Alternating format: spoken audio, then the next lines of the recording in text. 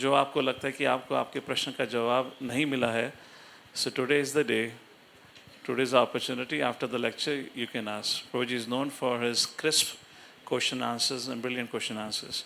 A lot can be said, but I'll pause here. Let's welcome ISKCON Chaitanya Prabhu, who is coming after probably a long time back to Hinjawadi, by once loudly chanting Hare Krishna Mahamantra. Hare Krishna, Hare Krishna, Krishna Krishna, Hare Hare, Hare Ram, Hare Ram, Ram Ram, Hare Hare. ISKCON Chaitanya Prabhu ki. ॐ ज्ञानतिमिरन्धस्य ज्ञानाञ्जनशलाकाय चक्षुरुन्मिलितं येन तस्मै श्रीगुरवे नमः।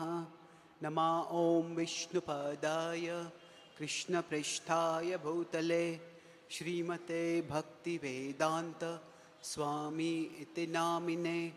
नमस्ते सारस्वती देवे गौरवाणी प्रचारिणे निर्विशेष शून्यवादी पाश्चात्य देशतारिणे। वाञ्छाकल्पतरुभ्यश्च कृपा सिन्धुभ्य एव च पतितानां पावनेभ्यो जय श्री कृष्ण चैतन्य प्रभु नित्यानंद श्री अद्वैत गदाधार श्रीवासादि गौर भक्तवृंद। हरे कृष्णा कृष्णा कृष्णा हरे हरे, हरे Ram Ram Ram Hare Hare. My dear Lord, please guide us all so that we can understand your love for us and be inspired to offer our devotion back to you. Hare Krishna. I'm grateful to be here with all of you today. Is everyone able to hear me behind also? Okay. So, I will speak today on the topic of Lord Balaram, and I will speak this in broadly three broad parts, and then we will have some time for question answers. So I'll talk about how Balaram and his relationship with Krishna. We'll look at three aspects of that relationship using the acronym ACT. How Balaram assists Krishna, challenges Krishna, and then how Balaram plays the role of the Guru Tattva and he trains others to serve Krishna. So assists Krishna, challenges Krishna, and trains others to love and serve Krishna. So let's look at these three aspects. Now, the first aspect, there's a saying in English, a friend in need is a friend indeed. So now we will look at how Balaram is for Krishna such a friend in need. Now we may say, Krishna is God, Krishna never has any need. Krishna is always complete. Yes, that is true. But at the same time, when Krishna performs Leelas, at that time he covers his divinity so that the reciprocation of love between him and his devotees can happen, so that his pastimes can move forward. And generally, when is it that we are in need? So we can say that, okay, life always creates problems for us and we always need to deal with the problems. But generally, need comes when there is some change. Especially there is a major change. Say if we are working in a job at a particular place, suddenly we are let go. I was just in America for about 3 months. So in India, we will say if somebody lost a job, they say I'm jobless. I have not heard a single American till now use the word I am jobless. They say I am between jobs. So in India, because there is so much competition and somewhat anxiety, a loss of a job is a huge thing. In the West, it's quite casual. Okay, like I'm traveling, I'm between cities, like that, I'm between jobs. I lost this job, I'll get some other job. But the point is, say if we are not having a job, that's a time which is a major change. Okay, how do I get a new job? We are relocated from one city to another city. At that time, where do we settle? So then change is there. That is the time when often we need the help of others. And change can also be of two kinds. One is that it can be a major change that is expected and that which is unexpected. So, in which of these two changes would we require more, would we in greater need? Unexpected change. So, that is what we will see. Now, when we talk about Krishna, if we look at Krishna's life, as is described in the Srimad Bhagavatam 10th canto, there are 90 chapters, out of which the first 40 chapters describe Krishna in Vrindavan. Then the next 10 chapters describe Krishna in Mathura. And then the last, so this is till 50 basically.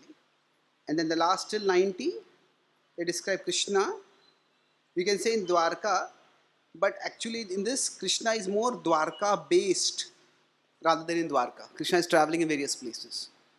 Now we could say the transition, this is change 1, and this is change 2. So Krishna relocates himself. Now among these, change 1 is a much bigger change. Change 2 is more strategic. He just wants the Yadus to be safer, so he relocates them and he relocates himself with them. But when this change 1 happens, now if you look at Krishna at all these places, in all these places, there is only one person who is constant with him, and that is Balaram. Even if we consider Krishna's parents, they, Nanda Maharaj and Yashoda are in Vrindavan, but they are not in Dwarka. Vasudeva and Devaki, they are in Mathura and Dwarka, but they are not in Vrindavan. Even Radharani, she is in Vrindavan, she is not in Dwarka. Rukmini, she is only in Dwarka, she is not in Mathura, she is not in Vrindavan. The only person with him throughout is Balaram. Now we can say there is one more person who is there throughout, that is to some extent Rohini. However, there's a difference. Rohini is a different gender, she is a different generation, and she has a different role. Now here, Krishna and Balaram, they play together, they fight together, they strategize together. So in that sense, he is actually a person to whom Krishna can open his heart. So he is, see, when change happens in our life, we need something that is unchanging. Now this change, let's look at when the change from Vrindavan to Mathura happened. How? Now was that an expected change or an unexpected change? Well, it was both. It is expected in the sense that the Vrindavan was like a small village, or you can say a town, and Mathura was a big city. So it is expected sooner or later Krishna would go to Mathura.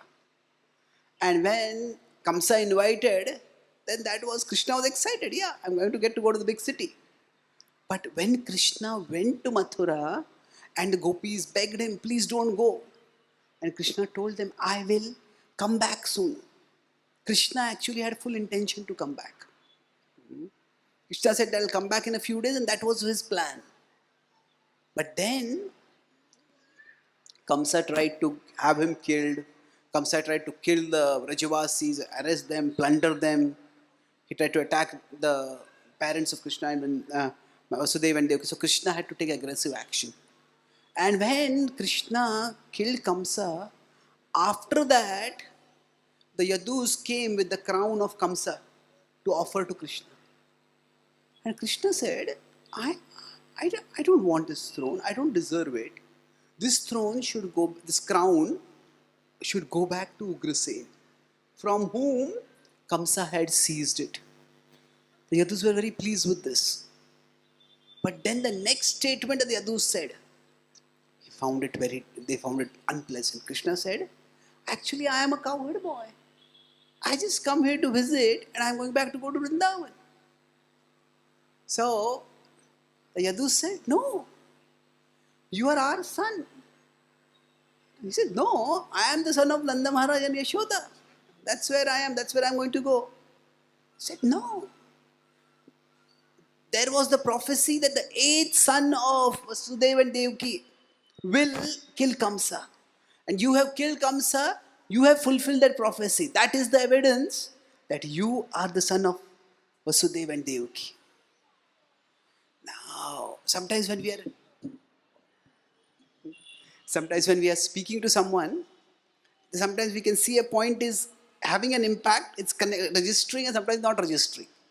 Sometimes I'm speaking a class and I look at the audience and everybody looks like they're watching a foreign language movie without subtitles. Then I realized I had to change tack. Okay? I had to do something about it. So the Yadus saw that this argument telling Krishna that you are the son of Vasudeva and Devaki was not working. Then they appealed to the protector within Krishna. And they said, Krishna, now you have killed Kamsa, but he has many powerful friends who are wicked like him. And they will attack us. And we need to be protected. We have become vulnerable now. And not only that, Kamsa has persecuted many other kings. He has plundered from them. And they may think now this is an opportunity to plunder his kingdom back, although he's not there. So we need you here.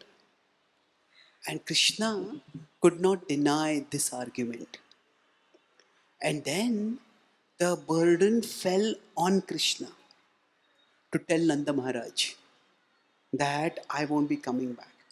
Nanda Maharaj was so happy. This was Krishna's big day. Krishna had killed Kamsa. They knew that Krishna was a great hero, but now that they knew it in Vrindavan. But now the whole world knew it. So he was very happy. And then when Krishna came to him, he looked at Krishna, and as soon as he saw Krishna's face, immediately Nanda Maharaj said, what's wrong, Krishna? And Krishna, the very heavy heart and a heavy step, came to Nanda Maharaj and said, Nanda Baba, based on that prophecy, the Yadus are saying that I am their son and they want me to stay here. There was a part of Nanda Maharaj who is always very afraid. Something like this may happen when Krishna goes to Mathura. And he just laughed sarcastically. He laughed and said sarcastically, he says, it is our fortune that people who are greater than us are claiming as theirs what belongs to us. So it is not our fortune. He says, it is they are stealing from us. He's saying, Krishna is ours. He says, Krishna, if you are going to stay there, then we will stay with you over here. And Krishna said, no, Nanda Baba, we are cowherds. And we have a large number of cows. They won't have enough grazing land over here. So please, you have to go back to Vrindavan. Nanda Maharaj cannot bear the thought of separation from Krishna. And he says, okay, we'll come every few days to see you. And you also come to Vrindavan to see us. Krishna becomes very grave. And he says, no, you can never come to see me, nor can I ever come to see you. Why is that? And the Maharaj cannot believe that this is happening to him. He says that those who are the supporters of Kamsa will want to kill me. And if they come to know how dear you are to me, they will target you. And if I am in Mathura protecting the Mathuravasis, I cannot be in Vrindavan to protect you. Therefore, we should make the world believe that I just stayed in Vrindavan because there was danger in Mathura. But I did not form any bonds in Vrindavan. That there is no lasting relationship between us. This is the way the Vrajavasis will stay safe. And when Krishna spoke those words, there is no lasting relationship between us. And the Maharaj started thinking like a thunderbolt on his heart. Will that really happen? And Krishna tried to console him. Once all those demons are killed, then we can meet again. So now Krishna, as a warrior, as a protector, was very mature, very wise. But still, he's barely a 10-year-old boy at this particular time. And then sometimes, we may say that if there's some big loss or big turbulence in life, we may say we have to be strong for others. Yes. Now we have to be strong, but Krishna himself was wounded. He was lonely. A small 10-year-old boy suddenly told that you go and stay in a different city, and those are your parents now. Like a child has grown up in one home, in one family, and one day the child comes to know, oh, actually you are not our child, you are adopted, and those people who gave you for adoption, they want you back now. You have to go and stay there. And now the Mathura Vasis were very afraid that Krishna may want to go back to Vrindavan. That's why they did not want Krishna to talk anything about Vrindavan. They thought that if he doesn't talk about Vrindavan, nobody talks with him about Vrindavan, then he will forget Vrindavan. For Krishna to forget Vrindavan, that is the idea, to forget. He's never going to forget. But that's what happened. That which is the closest to his heart, he cannot speak at all. And this is the time when he felt immensely lonely. Externally, he did his duties, but he's just a small child all alone. And Vasudev noticed that sometimes the relationship with a child and a father might be a little formal, but a relationship with a child and a mother has to be quite intimate.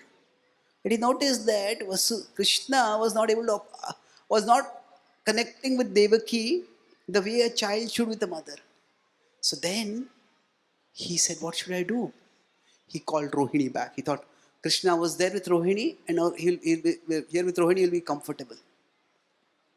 So then when Rohini came, Krishna and Balaram ran to Rohini and hugged her around her thighs. And they poured out their heart. But how they were feeling so utterly, especially Krishna poured out. Now for Balaram, situation is slightly different. Because for Balaram, although he loved the Vrajavasis, right from the beginning it was well known that he is the son of Vasudeva. So his place was not in Vrindavan ultimately, it was in Mathura. So, but at that time when he poured out, both of them poured out their heart, Krishna especially poured out his heart. So Rohini said, I will talk with the Mathura Vasis. And then she tried to explain to the Mathura Vasis how wonderful the Vrajavasis are, how much they loved Krishna, how much Krishna loved them. And now the Mathura Vasis were very concerned about making Krishna stay there. They said, why are you praising the Vrajavasis so much? On whose side are you? Did they feed you milk sweets and turn you over their side? And when they started speaking like this, Rohini realized that I also cannot speak about Vrindavan. And then Krishna was left utterly alone. The only person to whom Krishna could pour out his heart was Balaram. Balaram had been there with him in Vrindavan. And when we go to a new place, we make new friends. See, even if the parents have to relocate because of a job, a child goes to a school, and every school has their own groups. Even to make friends in school, new friends is difficult. But here, it's like a whole new family. It's extremely difficult. But Balaram was the one constant for him throughout. And then Vasudeva thought that Krishna should be sent to a Gurukul. But there were two dangers over there. That if the enemies of Krishna or enemies of the Yadus came to know that Krishna is not there, they may attack Mathura. And second is that if they know Krishna is alone, they may attack Krishna in the ashram. So they sent Krishna very discreetly. So Krishna was not even allowed to send a message to the Vrajavasis. The Vrajavasis would not come, but they would send some anonymous spies. They would send some people who just know about the welfare of Krishna. But one day they came, there's no Krishna in Mathura. And nobody will tell where they are going, where he has gone, what has happened. And Krishna was also told, for your own safety, don't tell anyone. This was even more agonizing for Krishna. So if we know that somebody cares for us and they have anxiety about us, and we can't do anything to allay their anxiety, then what happens is, it's like, I am anxious because you are anxious. And I am even more anxious because you are anxious because of my action. Because I have put you in anxiety. So when Krishna came to Sandipani Muni's ashram, this was a very bitter sweet experience for him. Why? Because Mathura was a city. Now, the ashram in Avanti was near a forest. And the forest naturally reminded Krishna of Vrindavan. And Krishna was externally doing his duty, studying in the Gurukul. But every evening when the Gurukul would be over, Krishna and Balaram would sit together.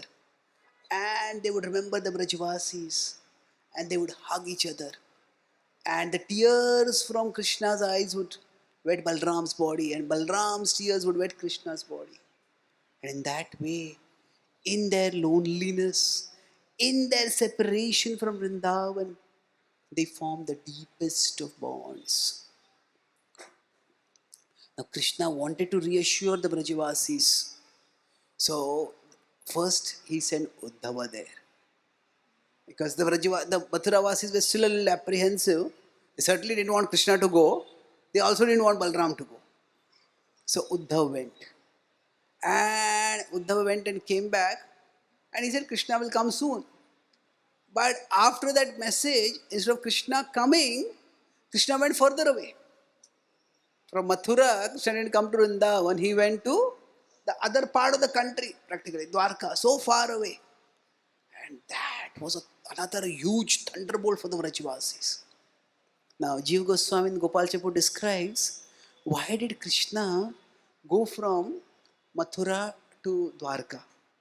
They say it was to protect the Dwarkavasis. Well, yes, but each time anybody had attacked, Krishna had actually defeated all of them. So there was no real huge threat. Actually, Krishna went to Dwarka to protect the Vrajavasis. Because whichever armies would come to invade Mathura, they often would pass by Vrindavan. And each time, the Vrajavasis would have to take their cows, take their family, their children, and go up Mount Govardhan and hide in the caves over there. So Krishna didn't want the Vrajavasis to be inconvenienced. So this is the nature of the world, that what Krishna was doing out of his care for the Vrajavasis, that's what the Vrajavasis were thinking. Krishna does not care for us. So now Krishna had to send someone again. Now he said, Uddhav, can you go? He said, last time only they didn't trust me, and now they will beat me up over there. He said, last time only Radharani had said that you are an unreliable servant of an unreliable master. I say that now I had told him that Krishna is going to come soon. He didn't come. So that's the time when Balaram offered. And Balaram going is an extraordinary thing. Because Balaram is the elder brother. See, now the difference in age might not be much, but sometimes there are two twins. One twin might be 15 seconds older, but that twin will never let the other twin forget. I am 15 seconds older than you. Isn't it? So now the elder brother, the elder sibling is highly respected. So when Balaram went, he went to see the Vrajavasis himself, but he also wanted to assure them that Krishna still loves you, Krishna still cares for you. So this very intimate service. This is something which no one else could have done, that Krishna did for Balaram. Or rather, Balaram did for Krishna. Krishna requested Balaram to do it. So this is a bond where Ram solaced Krishna and solaced those dear to Krishna. That is how Balaram assists Krishna. So Balaram going from Dwarka to Vrindavan. is actually in many ways similar to later Krishna himself going to Hastinapur. Krishna is a far more illustrious, superior person. Krishna went to Hastinapur. At that time, they went from Virat as a peace messenger. So this is Balaram was also a messenger like that. Now there was no war going to happen, but there was a war in the hearts of the Rajvasi. There was a turbulence over there, and so Balaram performed this service. Now it's significant that from this very, very intimate service, which Balaram is very close to the heart, then if you move from Vrajalila to the Kurukshetra Leela, Balaram's role seems to shift drastically. In Vrajalila, he assists. But in Kurukshetra Leela, he challenges Krishna. And this is very peculiar. Balaram, now if you see, Krishna links with Arjuna. And Balaram links with whom? Duryodhan. So now, there is one devotee whose name is Duryodhan Guru Das. Now what happens is, people shorten the name. What does the name become? Duryodhan Prabhu. That is not the most complimentary name. So sometimes the spiritual initiated names are very long, so we shorten them. In Australia, there's one devotee. His name is Sita Ram Lakshman Hanuman Das. The complete darshan is there. And now, some of the Australian devotees, they don't have that cultural gender sensibility. When they shorten the name, if Indians would shorten, make it Sita Ram Prabhu. They just shortened to Sita Prabhu. So first time I went there, Sita Prabhu, I just couldn't make any sense out of it. So I have been going to America for the last 10 years, and Radheshyam Prabhu has been going for the last 4 or 5 years. So once we were corresponding about some strategies for preaching in America. So there's several American devotees also in that email. So Radheshyam Prabhu wrote to me, so my name is Chaitanya Charan. So he wrote a CCP, dear CCP. And then one devotee immediately sent a message to me, tell Radheshyam Prabhu never use the word CCP in America. I said, why is that? Because for Americans, CCP is the Chinese Communist Party.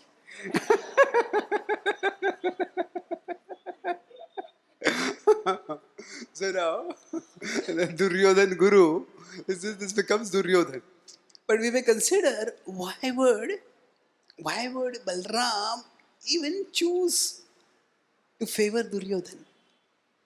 So that is at one level, Krishna likes in his Leela for there to be some opposition. The Leela is pastime. And in any story, if you consider as a movie, there's a hero and the heroine, and the both of them meet, and they develop a relationship, and their relationship deepens, and then they get married and they live happily ever after. Well, if there is no conflict, there will be no excitement. There has to be some villain. If the villain is not a person, then there has to be some circumstance which leads to a misunderstanding. If in any story, if there is no tension, then there will be no attention. Generally, it is the tension that leads to attention. Okay, what is going to happen next?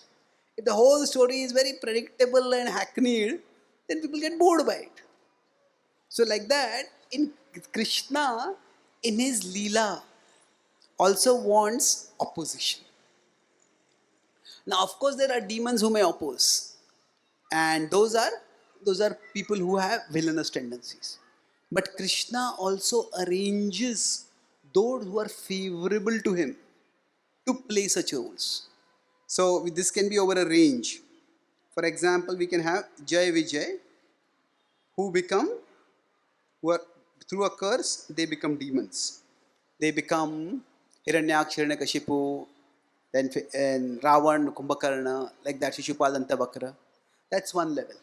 So this is, we could say, they are devotees, but they take on the role of demons. Now, this is, we could say, in the material world. Now, in the spiritual world, there are characters like Jatila and Kutila. Now, Jatila and Kutila, they they oppose Krishna's meeting with Radharani. And now that way, some excitement is created in the pastime. When Krishna wants to meet Radharani, Radharani wants to meet Krishna, will they be able to meet? Will they not be able to meet? How will they get over the obstacles? So that is in the spiritual world. Now, in between, say there are characters like Bhishma. Now, Bhishma serves in Viryaras. Now, this is called as technically Maushal Leela. Maushal Leela is the Lord wants to have pastimes of fighting. Now, Jatila, Kutila, they are actually in the Madhur Leela only, their Viparit Bhav is there. So, Bhishma shoots arrows at Krishna and Krishna is delighted by that. So, there is that reciprocation of love through opposition. So, like that, Balaram also takes a role. So, Balaram also opposes Krishna. And through that opposition, Krishna's, the flavor of the sweetness of Krishna's pastime increases. Now, let's try to understand. So, this is from a devotional perspective. When Balaram is opposing Krishna, it is to increase. Now, maybe not the, sometimes this increases the sweetness, but sometimes it increases the suspense. If somebody is opposing, then how do you get over the opposition? What creativity do you use? So that suspense increases. So this is from one perspective. Now generally, when we hear Krishna Leela, it can be understood at many different levels. So in my latest book on the Mahabharata, I am explaining this. There are 4 levels at which you can understand the Leela of the Lord. I use the acronym LEAD for this. One is literal. Yes, we hear the story and we enjoy the story. So there, the idea is that it's entertainment. It's a pious form of entertainment. And in this, often people want novelty. Oh, what is the special twist? Or some new detail about the story. Then there is the ethical level. Ethical level, here we try to understand what decisions which characters made, and then we try to see what we can learn for decision making in our life. Then there is the allegorical level. Allegorical level is where we look at the symbolism. So for example, when Krishna appears, before that the 6 children of Devaki are killed. They represent the 6 anarthas in our heart. Kama, Krodha, Lobha, Moha, Mada, Matsarya. So they need to be removed, and then the Guru and Krishna, Balaram and Krishna will appear. So it's the allegorical level. And then there is the devotional level. So sometimes the same pastime can be understood at different levels. So at a devotional level, when Balaram opposes, so we are discussing about Balaram opposes Krishna. So at a devotional level, it is to increase the rasa, to increase the suspense and the sweetness of the pastime. But at an ethical level, let's look at the moral complexity of the situations that are faced over there. So I'll focus on 2-3 incidents over here to illustrate how the Mahabharata incidents unfold. Now, generally speaking, if we consider what's happening, that why would Balaram favor Duryodhana? See, generally in royal families, often they would have an heir. Heir is, if a king and a queen are there, they want to make sure that there is a successor. So they have a child who is the heir. But after they have the heir, there is worry. What if something goes wrong with the heir? So therefore, after they have the heir, they have a spare. Now, the spare is in a very peculiar position. Because unless something happens to the heir, the spare will never become the king. But then a sibling would not want anything bad to happen to the heir. So now initially, when Duryodhana is born, Duryodhana thinks that I am the heir. Because Pandu, whether he's going to have sons or not, whether if his sons are there, are they going to come back to the kingdom? He's the person there in the kingdom. So he is the heir. But then, when the Pandavas come back, and Yudhishthira is in age senior to him, Bhima is in strength better than him, bigger than him. And both ways, he feels threatened. So Duryodhana has been thinking that he is the heir, but now suddenly he finds maybe I have become the spare. So naturally at this point, there is insecurity. Now insecurity is almost a universal human feeling. Insecurity means, am I good enough? Am I worth something? Am I going to achieve this? Am I good enough? That's a feeling which will come for everyone. But from insecurity, some people go to envy. Say if we are in a community, say if there's one person who is the best kirtanier, and whenever there's a big festival, that person is asked to do kirtan. And suddenly some new person comes and that person is a better kirtanier. And now every time when kirtan opportunity comes, that new person is asked to kirtan. Naturally, do I have any value? Naturally, insecurity will come. Now, from insecurity, it's universal, it's understandable. From there, what may happen is, next thing is envy. Insecurity is, oh, am I good enough? Envy is the same as respect. Is it? Well, yes and no. You say envy, see, respect is, you are so good. Envy is, why are you so good? So basically, respect is given willingly and happily. And envy is the same emotion unwillingly and unhappily.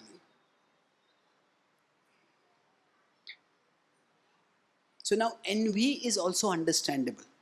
But from envy, sometimes people go to enmity. And this is deadly. So why are you so good? So, oh, you are a better singer than me. Why are you a good singer? What I'll do is, I'll put something into your drink by which your throat will get spoiled. And you'll never be able to sing after that. That's enmity. That's deadly, isn't it? So, insecurity is understandable, but from there, the degeneration can happen. So now what happened for Duryodhan, when the Pandavas came back, Duryodhan had been the biggest among the Kauravas. And when Bhima came back, Bhima was just way bigger than him in size and strength. Now, when they would play, Bhima would just pick up Duryodhan and throw him into the water. And nobody had dared to do something like this to Duryodhan. And now what happens once you have grown up to a age of say 17 or 18 or 20, no matter how much workout do, you're not going to grow much bigger. In movies, people have the magical transformation. They do some workout, but it doesn't that much you don't change. So now, when both Bhima and Duryodhan went to the Gurukul, both of them excelled in archery. But, not in archery, in mace fighting. Both of them excelled, but Bhima always had that superiority in strength. So when Balaram, he interacted with Duryodhan. Now their first meeting happened in the Swayamvar of Draupadi. It may have happened before, but that's the registered first meeting. That's not a first meeting. From that time, Balaram noticed that Duryodhan has this insecurity. Now, what can happen is this insecurity to envy to enmity. This is something we don't want people to go down. So from insecurity, can we give people to security? And how do we do that? By giving them some ability. That, oh, you feel you're not good enough? I'll train you in this. So Bhima was superior in strength. So Balram said, I will train you in skill. And then the idea was that you will have your own security. But unfortunately, what happened is Duryodhan, instead of using that to gain some security, started using his improved mace fighting skill to further his envy and enmity toward the Pandavas. So that is one of the risks of ever becoming a guide to someone, a guru to someone. That we may empower that person so that they can become better and do better things. But if they hold on to their anarthas, then the nature of anartha is that what is an ability? And anartha is, in this case, it is envy. Anartha converts an ability into a liability. So, when I was growing up, I had a bit of a temper. Having a bit of a temper is a problem. Also, when I was growing up, I was very fond of English language. One of my hobbies was just picking up a dictionary and memorizing words. So I had quite a good vocabulary. And I soon discovered that a bad temper and a good vocabulary is a deadly combination. Isn't it? People who have bad tempers, how do they get angry? Just yell and become incoherent. We can understand this person got angry, but whatever they're speaking is nonsense. But if somebody has a good vocabulary, that person can be so sarcastic, so biting. So anger, what does it? Ability into a liability. So anartha, that's what it does. So that ability becomes a liability. So what Balram did, he supported Duryodhan. The idea was that when Duryodhan feels empowered, he will not feel so threatened. He's secure in his own place. But unfortunately, it didn't work out like that. Now, after that, when the darkest moment of what Duryodhan did was, he tried to disrobe Draupadi. When at that time, Balram came to the forest with Krishna to meet Draupadi, he was enraged. How could they have done something like this? Both Krishna and Balram, especially Krishna, consoled Draupadi. And Balram said, I am going to go to Duryodhan to demand an explanation. What was he doing? What was he thinking? Now, when he went, Balram heard Duryodhan's side of the story. Now we say, what is that side of the story? What he did was so brazen. So, actually, Duryodhan gave a completely different spin. He said, from the beginning, I felt that Yudhishthir is a show-off. Yudhishthir is a hypocrite. Yudhishthir acts as if he is very virtuous, but he is not virtuous. He is not fit to be a king. And I made this whole arrangement to expose to the world how Yudhishthir is not fit to be a king. He says, what kind of king would gamble his whole wealth away? What kind of king would gamble his brothers? What kind of king would gamble his own wife away? And if somebody will gamble his wife away, is such a person worthy of being a king? He says, I have actually done a great service to humanity by exposing how unqualified Yudhishthir is. Can you imagine the spin? Complete different spin. Now, what had happened was, Yudhishthir didn't gamble away anyone because he was so addicted to gambling or that he had uncontrolled senses. Yudhishthir was directed by misconceived morality. He thought that if we have to maintain peace in our community among Kauravas and Pandavas, the best way to maintain peace is to respect the elders. And till this point, the Dhritarashtra had not openly been against the Pandavas. Of course, he had given them the barren half of the kingdom, the Khandav, but the Pandavas had accepted that. That he was, yeah, he was partial to Duryodhan, but was he inimical to the Pandavas? It was not seen. So that's why when Yudhishthir was called by uh, Dhritarashtra to gamble, he thought, how can I refuse my elders? And then when the gambling match went on, initially Dhritarashtra had said, this is just a game to test your skills. There's nothing serious over here. So he expected that Dhritarashtra will say, let's stop now, let's stop now, let's stop now. But Dhritarashtra never stopped. But basically what happened, Duryodhan gave his complete spin. And then the Pandavas were in the forest. They were like out of circulation.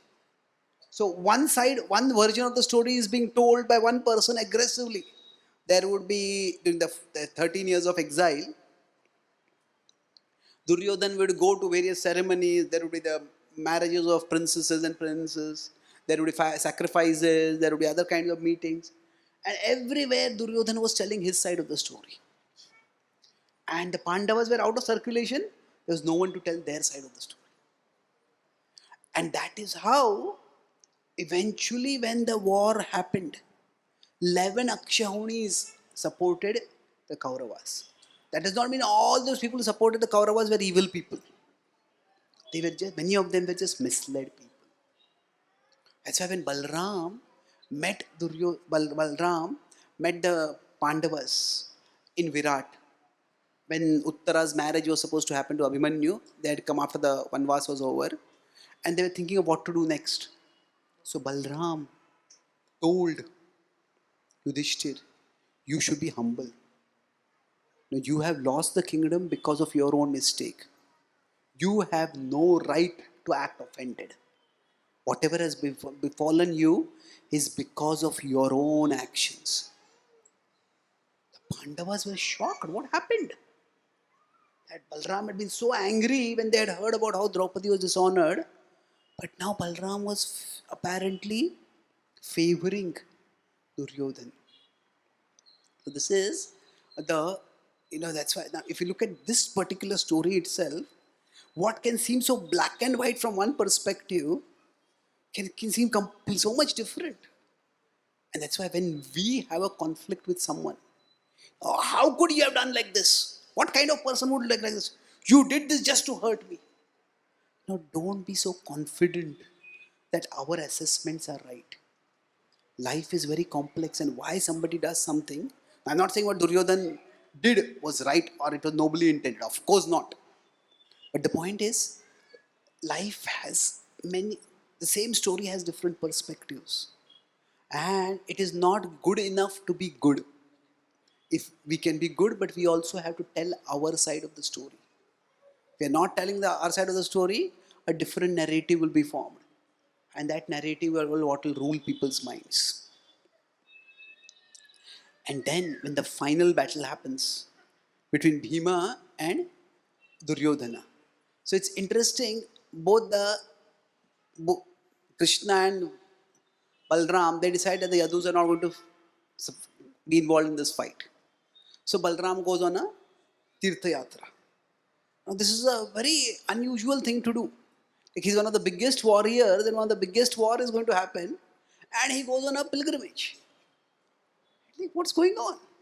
And the Bhagavatam also does not describe the Mahabharata war at all. The Bhagavatam describes how Balaram goes and kills Ilval and a few other demons. They're not really that big demons. They're dangerous, but like say, imagine there's a war going on between India and Pakistan, and the Indian newspaper does not mention that news itself, and it has pages upon pages about the Israel-Hamas war. It has pages and pages about the Ukraine-Russia war. So why did not describe the India-Pakistan war at all? What is going on? So the Bhagavatam does not describe the Mahabharata war at all.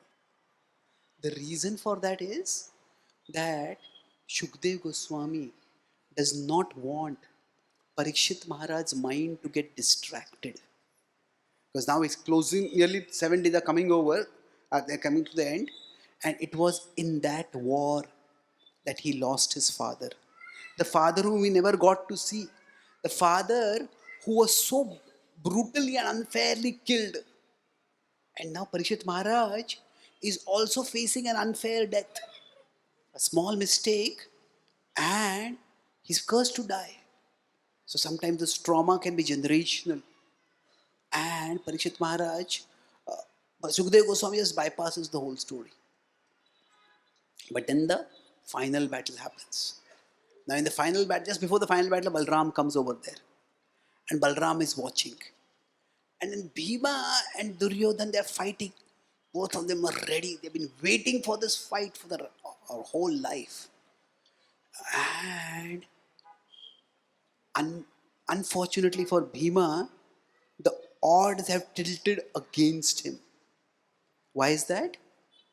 Gandhari's blessing. Now during the battle, there are 3 occasions in which Bhima hits Duryodhan with a deadly blow. An ordinary warrior would be killed by that. The blow was so forceful that even a mountain would have been cracked by that. And the blow is so powerful that Duryodhan is flung into the sky and he falls far away. But when he lands on the ground, he just with a nonchalant grin gets up and gets ready to fight. He is totally unhurt. And now Duryodhan is also no mediocre fighter. When Bhima is hitting him, Duryodhan is also looking for a opportunity. Duryodhan is also hitting Bhima back. So twice Duryodhan injures Bhima quite severely. The first time, Bhima conceals it with a very stoic face. Second time also, it's a much more painful wound, but Bhima conceals it. And he's shaken internally. Now, at that particular point, if Bhima had shown even a slight weakness, like say a boxer punches somebody, or the other boxer, and then if that boxer winces, is in pain, then immediately the other attacking boxer will come in for the kill and give further punches and then knock him out.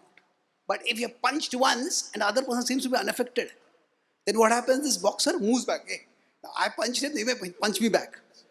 So during those few moments when Duryodhan hesitates, that saves Bhima's life. Now Bhima's plan had been that he will defeat Duryodhan in a fair fight and then he will break his thigh. The thigh on which he had said that Draupadi should come and sit now that she is a maid servant. But at that time Krishna says, he points to the thigh, says, this is the only way. And then Bhima, during the course of the fight, he hits Duryodhan severely on the waist. And that blow is so severe that everybody hears the breaking of the bones of Duryodhan. Duryodhan screams in unbearable agony. The war is over. And seeing this, Balaram gets enraged. And Balaram picks up his bow and charges towards Bhima. He says, you wretch, you defeated Duryodhan unfairly. You deserve to be punished. You deserve to be killed. He charges towards Bhima. And Bhima merely folds his hand and stays submissively. At that time, Krishna comes in between. And Krishna tells Balaram, you knew how many evil things Duryodhan has done. You knew that, you know that Duryodhan deserves to be destroyed. And this was the only way that Duryodhan could be destroyed. Bhima did what he had to do to establish dharma, to end adharma. So Krishna stops Balaram. And Balaram says to Krishna, Krishna, with your words, you can convince anyone of anything. But I am not convinced. He says, what Bhima did was unfair. And he will suffer infamy because of that. And Balaram walks away in a huff. Now, here, what if we look at Bhima's blow, was it unfair? Of course, it was unfair, no doubt about it. But one of the key things that the Mahabharata teaches is that morality is contextual. Morality is, when you talk about morality, there are two extreme understandings. One is morality is absolute. This is right and that is wrong. The other is morality is relative.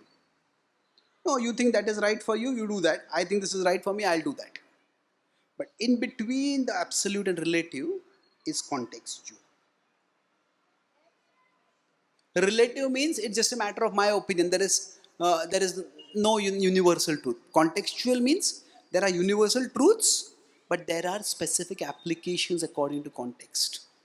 So, like lying is a bad thing.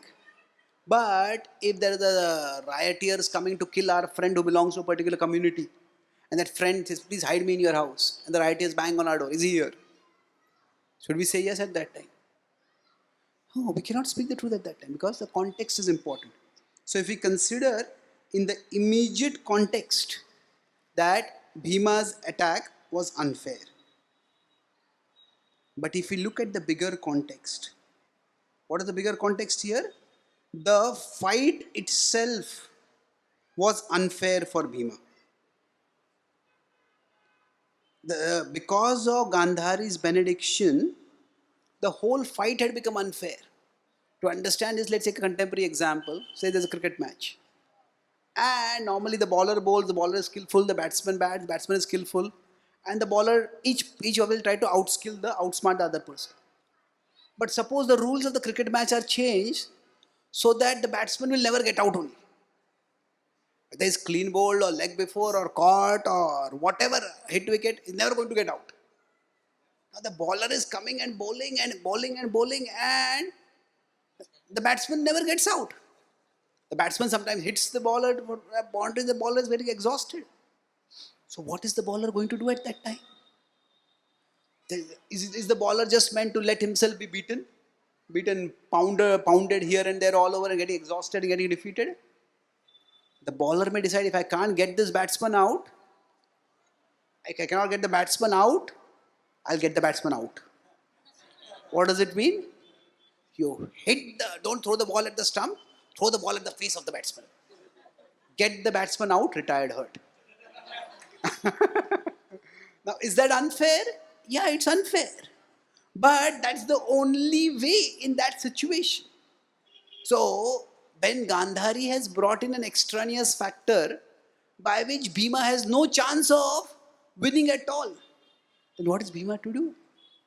So, Krishna, he says, the justification that Krishna uses, this was the only way that Bhima could win.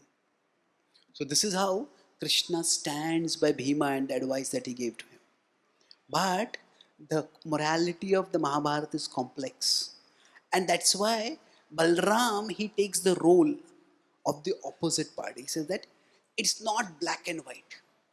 Now we can say Krishna is God and Krishna told him to do that. Now we can say that, but then only those who accept Krishna's authority will accept it. That's not an explanation that everybody can accept.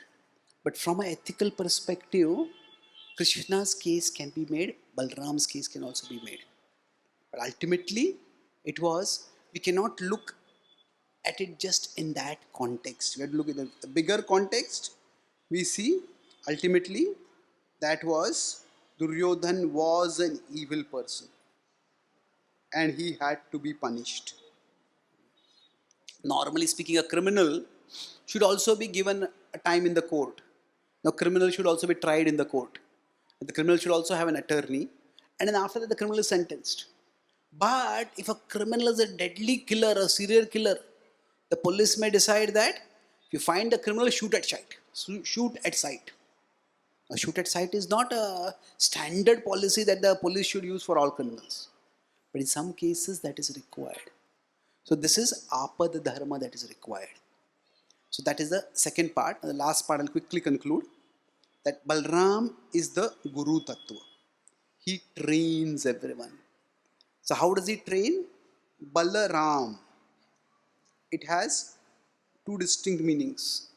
Bala is to fight Maya. We all, in this world, when we want to go from, see if we want to, this is Krishna and this is Maya. So we need to go away from Maya and we need to go towards Krishna. So this Bala is the strength to say no to Maya. That is what is provided by Balaram.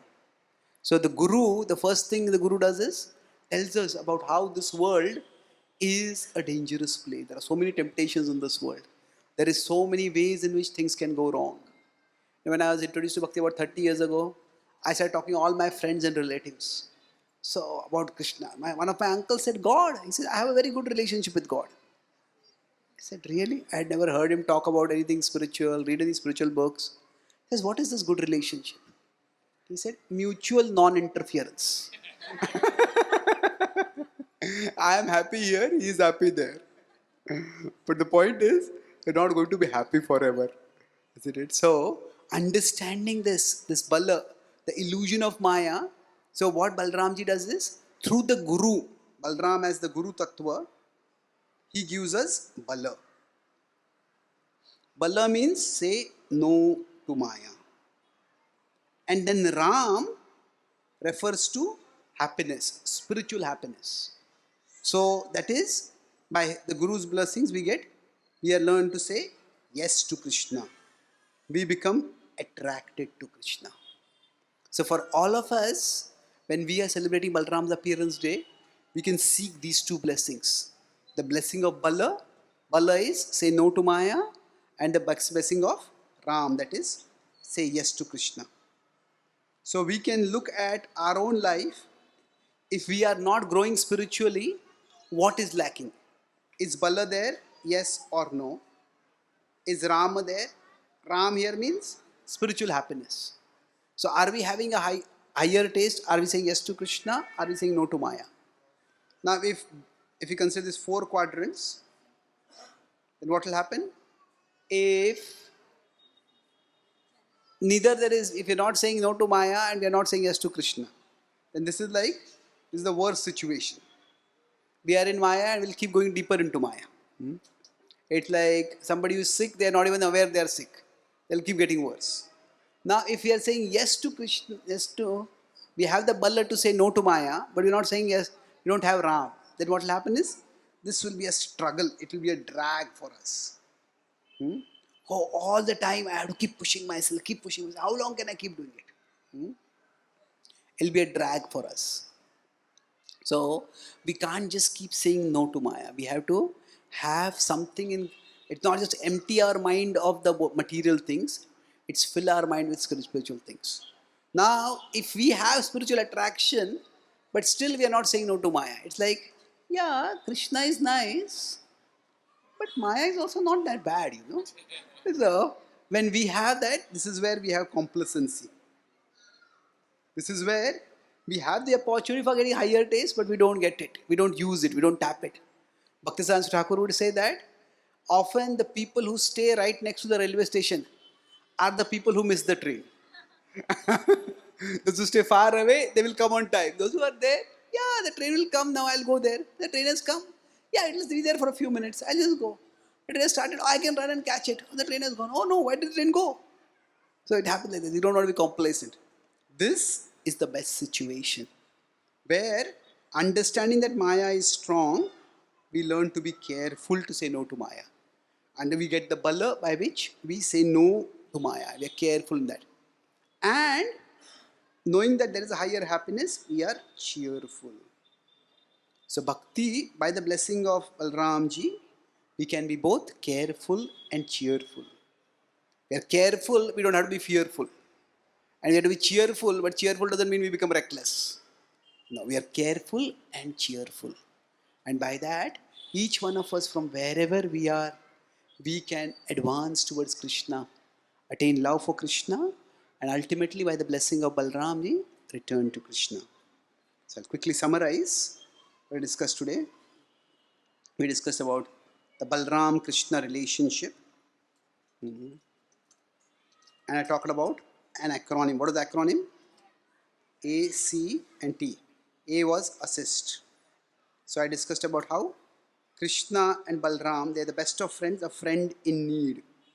And Krishna needed when he was alone in Mathura, suddenly separated from all the loved ones. That is the time when Balaram understood him, and Balaram was his solace. And Balaram also became messenger for the Vrajavasis. So those were the two very intimate services he performed. And then we discussed how he challenges. So that we discuss how Krishna likes challenges. Discuss how there is Jatila Kutila in the spiritual world and there is Jai Vijay in the material world. In between is Balaram. In between will be Bhishma also. So there is opposition, and then we also discussed from the, this is from the LEAD, the ethical devotional, sorry, LEAD, ethical perspective and the devotional perspective. So ethical perspective, we discussed how Balram's purpose was, Balram's relation with Duryodhan was that his insecurity can be addressed, that he can move towards security. So he gave him the ability. He said, okay, you are lesser than Duryodhan in Bhima in strength, so I will give you the skill. But unfortunately, he went down the track of envy and then enmity. And then lastly, we discussed about how the blow below the belt, was it unfair? Was it not unfair? So it depends on context. Immediate context, it is unfair. The bigger context, that was the only way to get a fair result. And because he was so evil, in the bigger picture, that was again fair. So we discussed the messy morality, and the T was lastly train. So how Balaram, he gives us a, if you have to go from Maya to Krishna, he gives us the Bala to say no to Krishna, no to Maya, and the Rama to say yes to Krishna and to delight in Krishna. And each one of us can see in our life whether Bala is lacking or Ram is lacking, and from wherever we are, if we can place ourselves in the fourth quadrant, this is where we will be the safest. This is where we can be both careful and cheerful. That is the blessing of Balramji that we all can pray for and get on the auspicious occasion of Balaram Appearance Day. Thank you very much. Hare Krishna.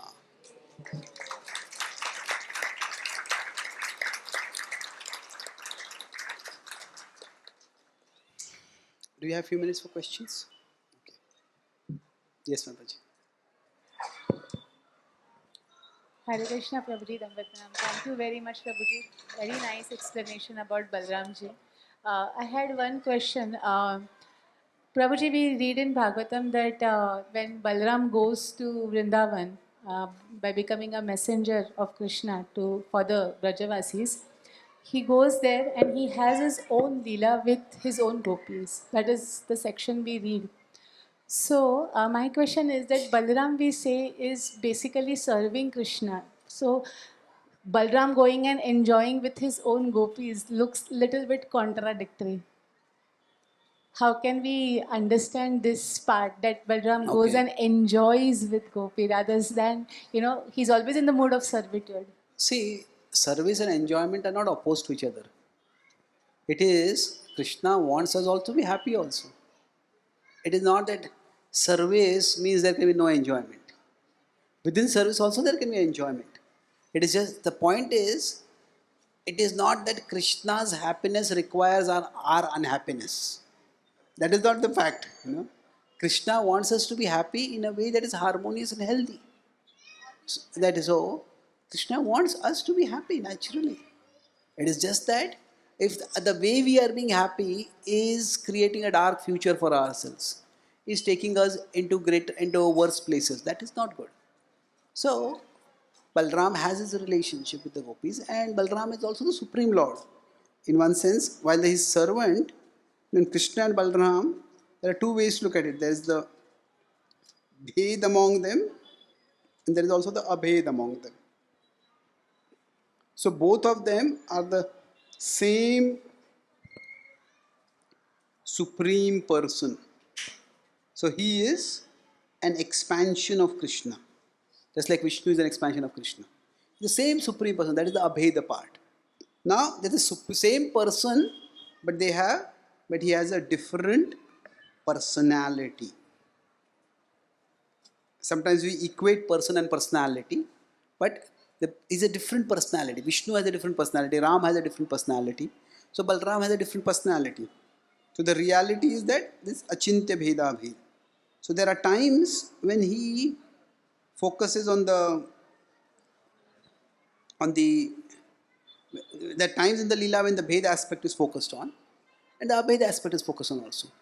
So in the bhed aspect, he has his own gopis, and he also has his relationship with the gopis.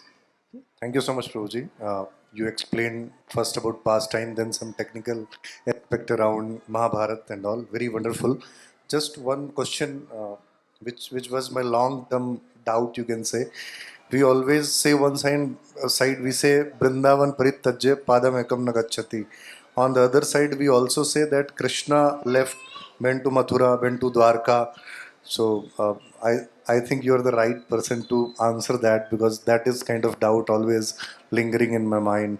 Sometimes people say Swayam Roop Krishna, and then Tadikatma Roop, then Vasudev Krishna, and then Dwarka Krishna. Some kind of philosophy keeps circulating around devotees. So just maybe some insight on that will be really helpful. So Krishna never leaves Vrindavan. That's what we hear. But then what we see is that Krishna never returns to Vrindavan. And that's what seems to actually be happening. So how do we understand this? That's mainly what I have seen. There are two levels of explanation for this. See, at one level, the idea is that the gopis embody love in separation. Viraha bhakti, viraha bhav. And there cannot be that bhav without separation. So love in separation requires separation. Otherwise, it's not love in separation. So in that sense, Krishna does leave Vrindavan. Because otherwise there will be no love in separation. So certainly Krishna is not there in a manifest form the way he was there before he went to Mathura. That is indisputable. So love in separation means that Krishna is not in a manifest form. Now there are two distinct aspects of the same explanation, that Krishna is in an unmanifest form there. So now Krishna is present in an unmanifest form. Now what does this unmanifest form means? That there are two understandings of this. One is what the Gaudiya understanding says, that there is Vrindavan Krishna and there is Vasudev Krishna. So Vrindavan Krishna is the person who never leaves Vrindavan. Now he is not visible, but he never leaves Vrindavan. So when while coming, Vasudev by mistake drops Krishna into the Jamuna. So at that time, Vasudev Krishna is left, Vasudev Krishna unmanifests, and Vrindavan Krishna appears. And the child whom he picks up is Vrindavan Krishna. And that Vrindavan Krishna performs all the Leela. And then when he's going back, he's going to Mathura at that time, Krishna takes a bath in Mathura, in the Yamuna.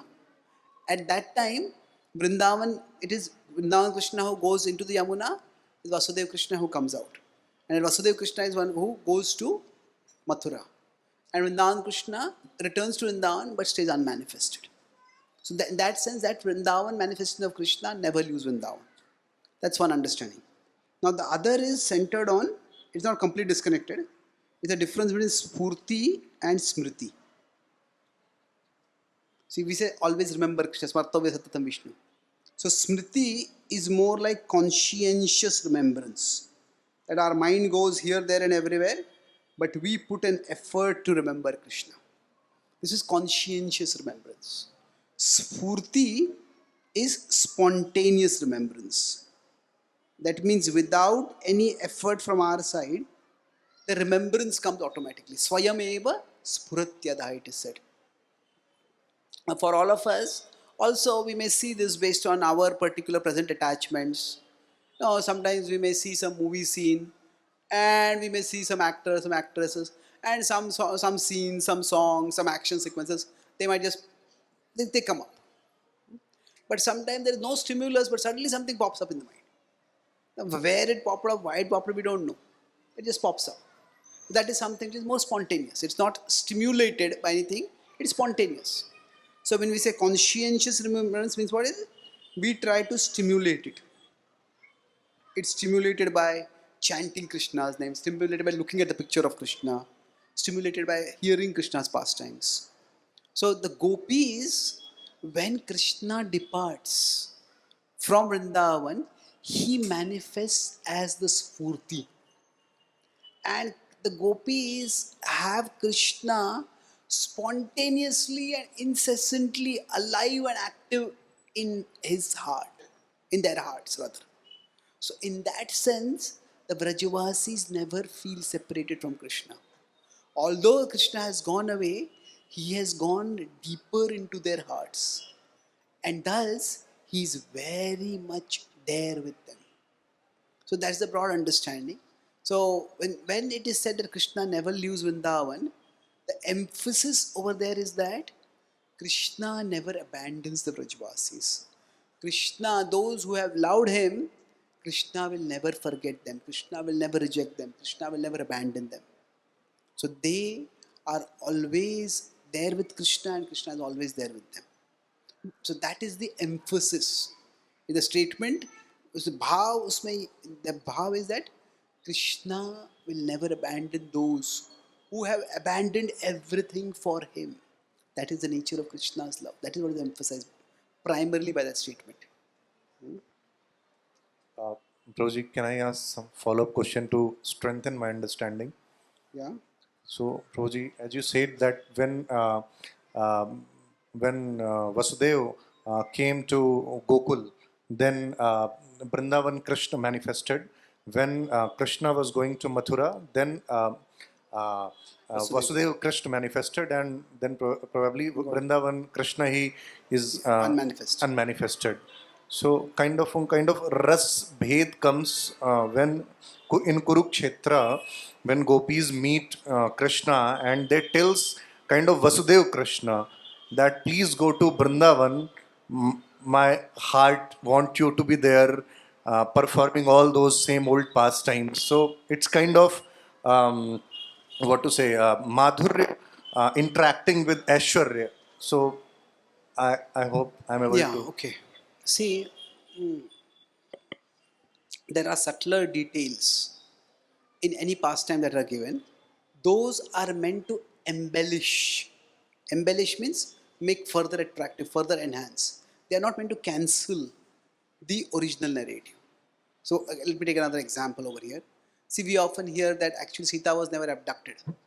It was the Maya Sita who was abducted.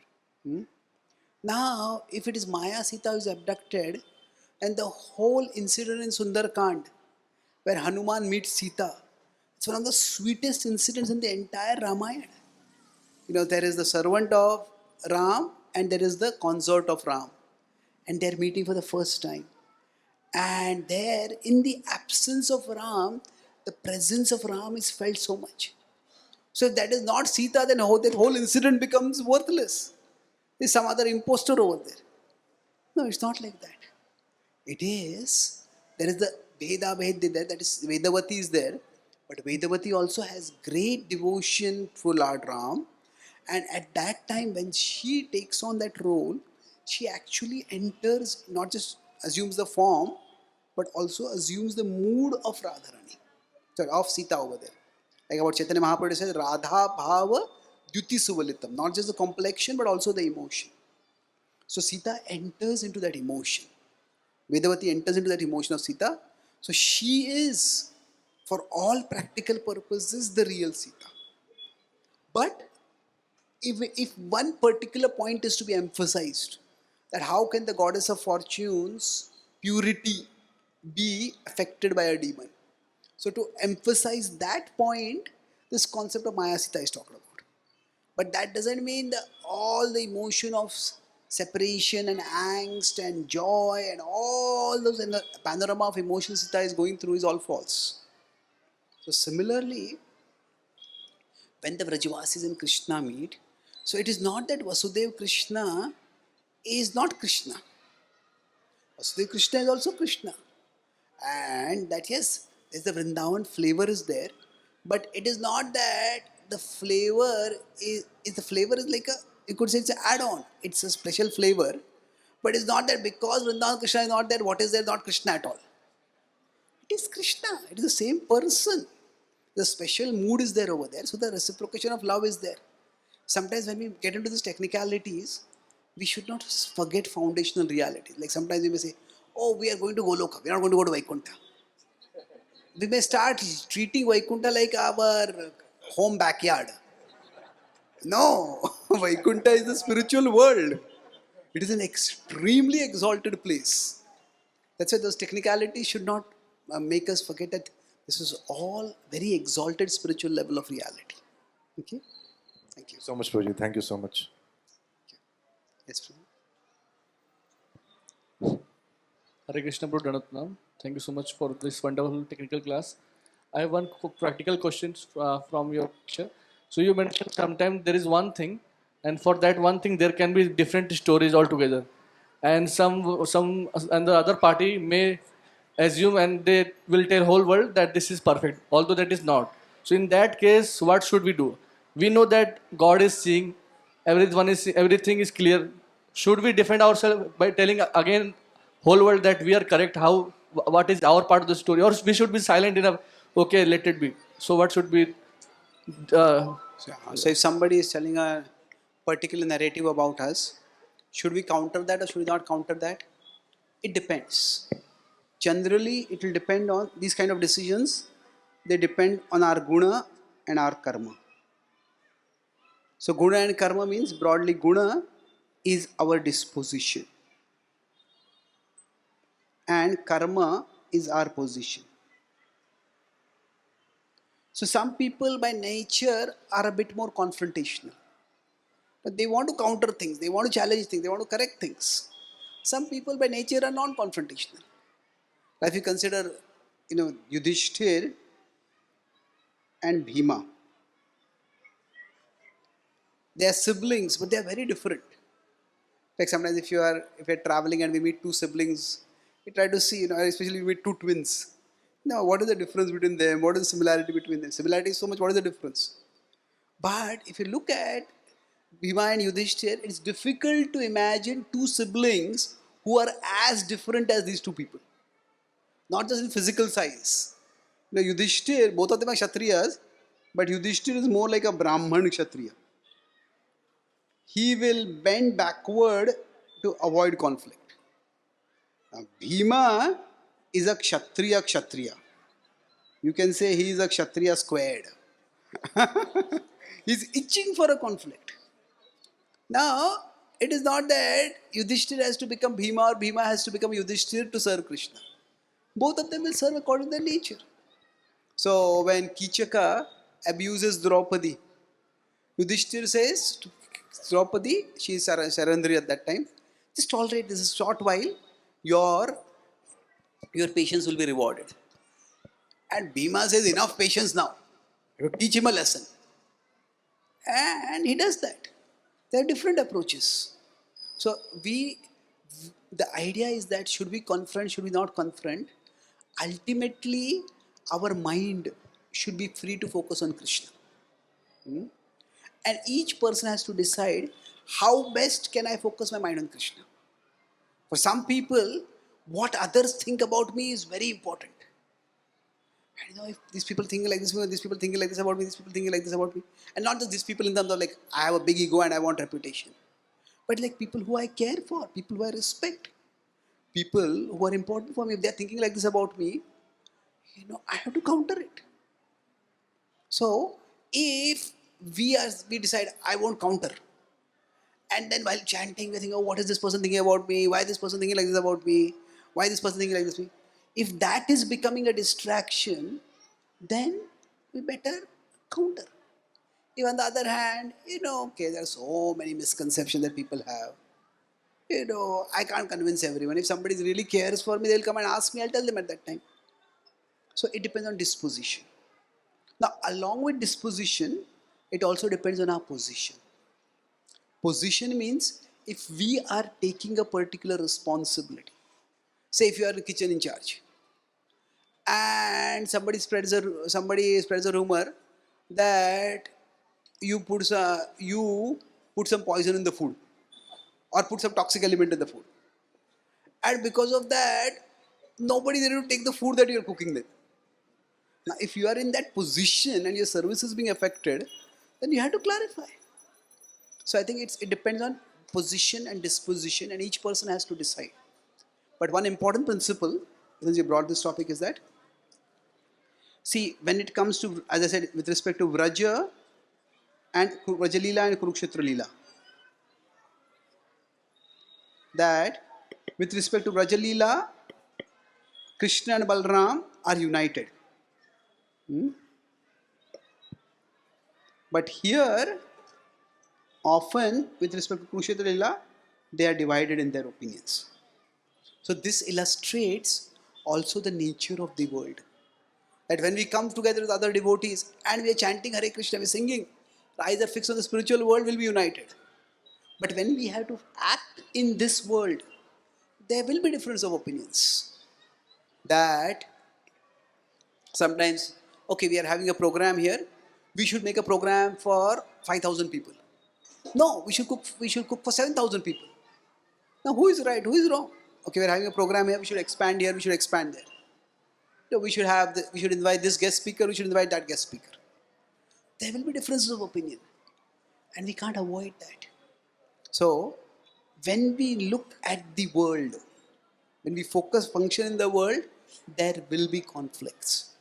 And unfortunately, or in the material world, if we are here, and this is Vrindavan, so in the material world, the way to Vrindavan is through Kurukshetra. What I mean is, if we want to serve Krishna in this world, we will have to deal with conflicts. Prabhupada had to deal with conflicts with his god brothers. That's just the nature of the world. But the test is that although Krishna and Balaram opposed each other, and they opposed vigorously, they never became enemies. Why? Because they had a basic trust. Both of them want to do the right thing, but what is the right approach? They vary. So sometimes what happens is, we can cooperate with each other, but if you cannot cooperate, then we cooperate. Cooperate means what? You operate here, I'll operate here. And you do your thing, I'll do my thing in my space. So that's sometimes what is required. When Krishna went to seek the peace proposal, he offered very accommodating terms. And he asked for just 5 villages. Now the 5 Pandavas are united. But still, he didn't ask for 1 village. Each Pandava is a Kshatriya. Each Pandava needs his Kshetra. So, we need to learn that in the material world, there will be differences. And there needs to be space created for individuals to be able to serve in their own way. Now, that doesn't mean we are fighting among each other, but cooperate, have our space. Okay? Thank you so much, Prabhu. Thank you very much.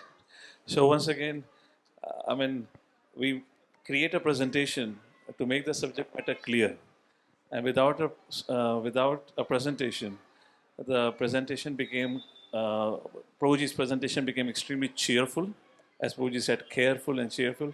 We have seen so many kind of matrices. Today we saw a matrix for Balaram. That's profound. So what Balaram means that everyone can remember now. Huh? I was just thinking that time, at least in our little bit of Krishna consciousness, we talk about the time management matrix. Priority, urgent, kind of thing. And now we got matrix for Balaram. So say no to Maya and say yes to Rama, which means Krishna. A profound, and act. Assist, challenge, and train. So once again, as crystal clear presentation, clarifying so many doubts. Thank you so much, Prabhuji, for a wonderful presentation. You've already summarized it, so I don't want to say anything on that. Like that. And few quick announcements. Yeah, so Prabhuji has got his books. I don't have the title. What is that? There are about many books, but There's two many, new books. many books. There's one book comes Prayers inspired by the Bhagavad Gita, which is a set of very beautiful. We have taken the Gita's verses and translated them in English poetry, And there are prayers for various occasions when we feel lonely or misunderstood, when we feel directionless in life, when our desires are going wild. So like that, that's the latest book. And there's one more book I think I brought, Gita for the CEO, which is for those who are in the corporate world, how we can apply the Gita in not just for improving the quality of our spiritual lives, but also in our professional lives. Arjuna was not just a warrior, he's also not just a devotee, he was also a great archer. So those two and many other books are also available. So I'll be sitting behind in case if you have any further questions or you would like the books to be signed, I'll be there behind. Thank you so Yeah, much. so Prabhuji will be available. We could just going to have an aarti. There were no two announcements from Shikhar Prabhu. And during the aarti, Prabhuji will be there personally. He'll sign up any book, anyone needs the book. And plus, if anyone wants to meet him, clarify any question. So before we start, get into that, let's once again thank heartfully Prabhuji for coming and giving us a very profound definition of Balaram. Always remember, say no to, say yes to. Let's chant one Hare Krishna loudly for Prabhuji and thanking him. Hare Krishna, Krishna Krishna, Hare Hare, Hare Ram, Ram Ram, Hare Hare.